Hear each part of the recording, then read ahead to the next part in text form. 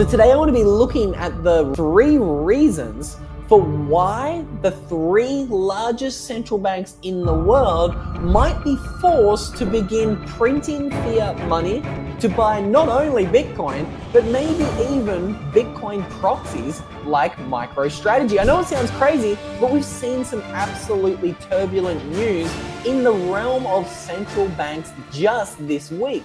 So this here is the money supply of China. This has exploded by $40 trillion this week alone. It doesn't matter how you look at the money supply in China, it is going absolutely parabolic, but they're not the only central bank really suffering. We can see this data came out of Europe this week, and we can see very clearly that the ECB, the 3rd largest central bank in the world, just suffered its biggest loss in 25 years. That's what that massive big red dildo is highlighting on this chart. We can see that's a huge loss from the ECB, but they're not alone. There's even some signs that we're going to be exploring today that shows that the Fed could also be coming under a lot of pressure.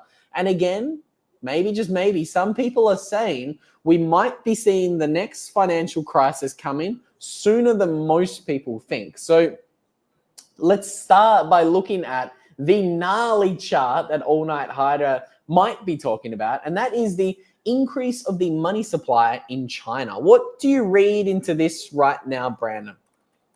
I'm reading that we all need to buckle up here, folks, because the money printer is about to come out here. And as my friend of the program and friend of yours as well, Lawrence Lepard, has been saying, that big print is on the horizon here, folks. I mean, look at that thing. It's a hockey stick. It's absolutely shooting up. So as the Orange Man says, China is about to go through a massive money print here. And it's just a matter of time when we see the likes of Bitcoin and the global money supply. You look at those charts, they line up pretty closely there, folks. So I wouldn't be surprised to see all of this money start to flock into Bitcoin. It is going to be a little bit of a delayed reaction, but as we see, gold tends to lead Bitcoin. We've seen gold price shoot up here recently, and we've seen the liquidity just getting dumped into the market because it's a bloodbath out there, folks. The ECB reporting record high losses, and it's not the record you want to be setting. It's the record of losing the most money that they've ever lost in a year, all because of the mistakes that they've made in the past. And guess what, folks? There's a ton more mistakes that they've made, and they're all going to start to show here very, very soon. Those cracks are getting bigger. The cracks are coming to the surface, and we got to buckle up here, folks. And, you know, we got to get all these other people in the fiat world and put them on their backs, just like I'm doing here with Luke during this show. I'm putting them on my back and carrying them through. So we've got to get these guys and get them to a Bitcoin standard here quick, because the governments, they're running us dry here, folks. Brandon, if you're not too camera shy, I would love you to maybe just stand up in the background and demonstrate for the people how you put me on your... Look at him walking along. Brandon does that all the time to me in person. He claims to put me on his back and just carry me through. I don't know, maybe Brandon could grab the beach whales and put those on his back as well. Web 10 Movies asking for the chat. I think Phil here makes a great comment though. China is printing like a madman because their economy is on thin ice. Who else has an economy on thin ice? Well, of course, I'm talking about the Federal Reserve, because they were the 3rd central bank I mentioned in today's introduction, and it looks as if maybe, just maybe, they could also be in for a little bit of a shock. We can see recently, 5 days ago, this article dropped in Reuters or Routers. I don't know how to pronounce that. Let me know in the comment section. But it says Fed concerns rise as tariff threats ratchet higher and wider. But that isn't the only thing that could be changing here in the Fed. I don't know if it's just me, Luke, but I lost you here. So it might be something to do with your mic or the connection here.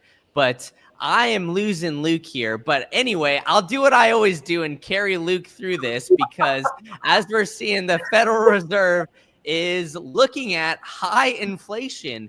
And so if we could get the producer, Luke, to pull up my favorite website of all time, that if you guys have watched my show, you know, it's govflation.com. They look at the way that CPI is calculated back in 1982, before any of these changes here were made. And CPI inflation that the government used to report is still over that 10% mark.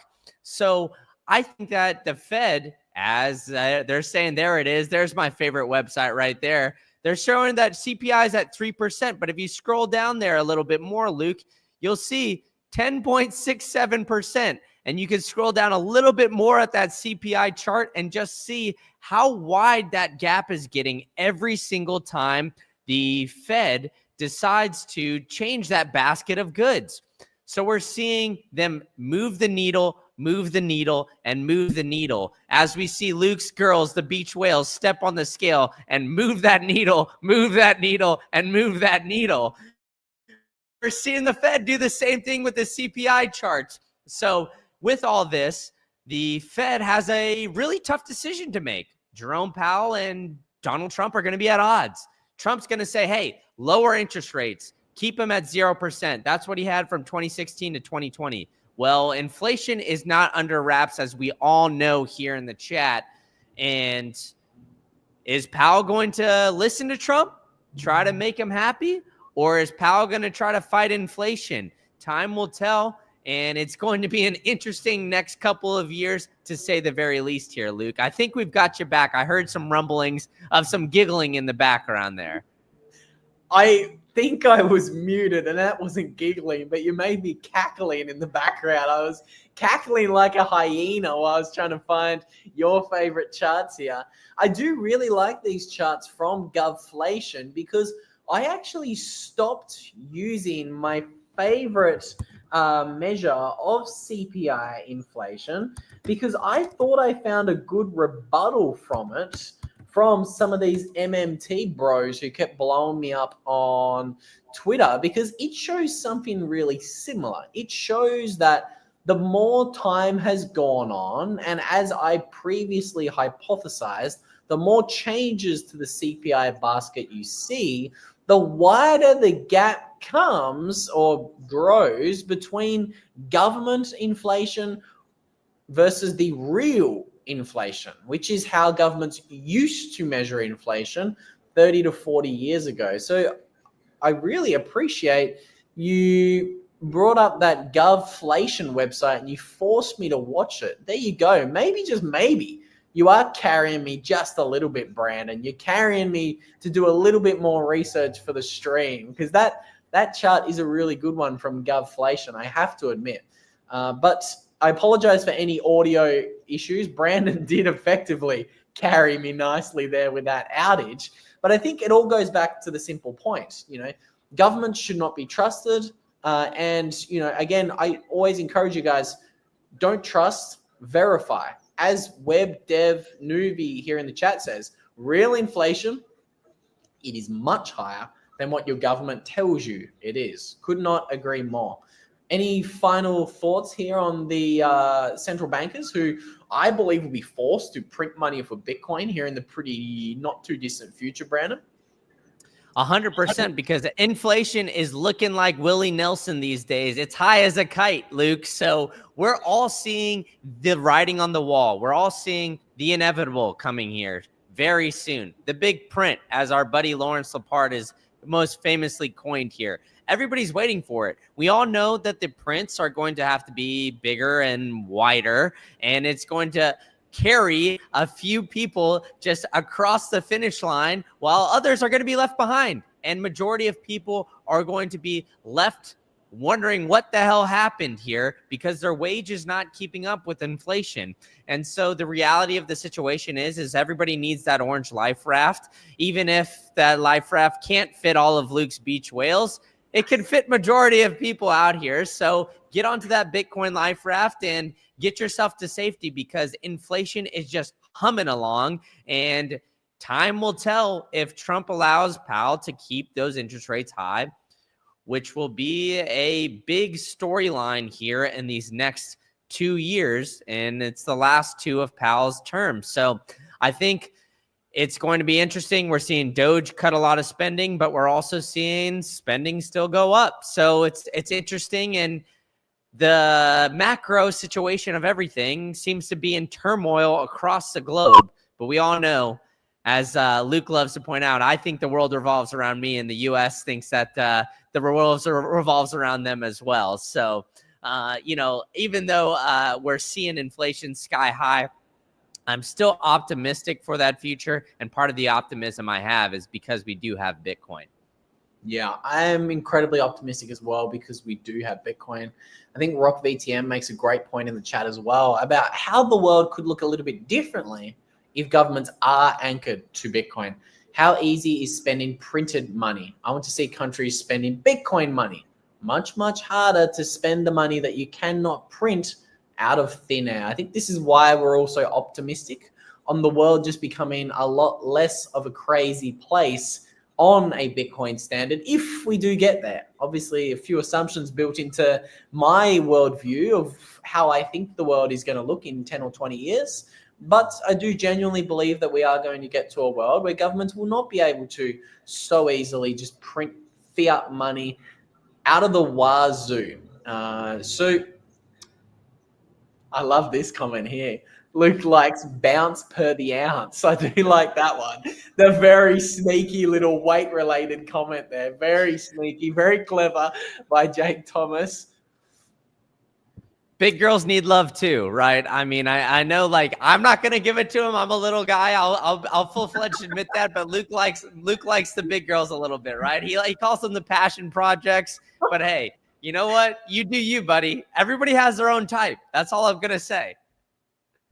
I'm gonna be very careful about what I say on this live stream.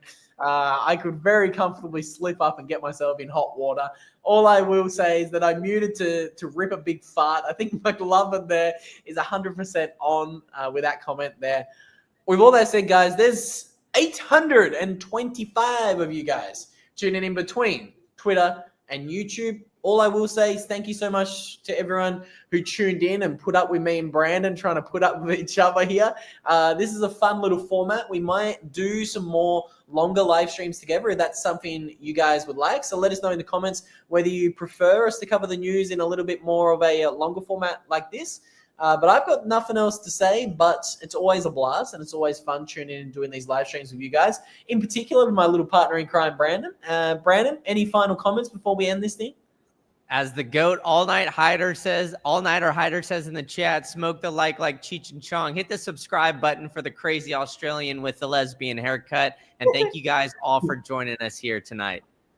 100%, baby. 100%. Thank you to everyone who joined us. Thank you to everyone who contributed. The live chat was absolutely electric, as Brandon would say. I thank you so much to Rock VTM for the $50 super chat. Really appreciate it, my friend. Again, for those who have joined, Rock is pretty much a single-handed sponsor of this YouTube channel. So thank you again for the continued support there, Rock. And thank you to everyone who tuned in. We'll catch you all in the next one.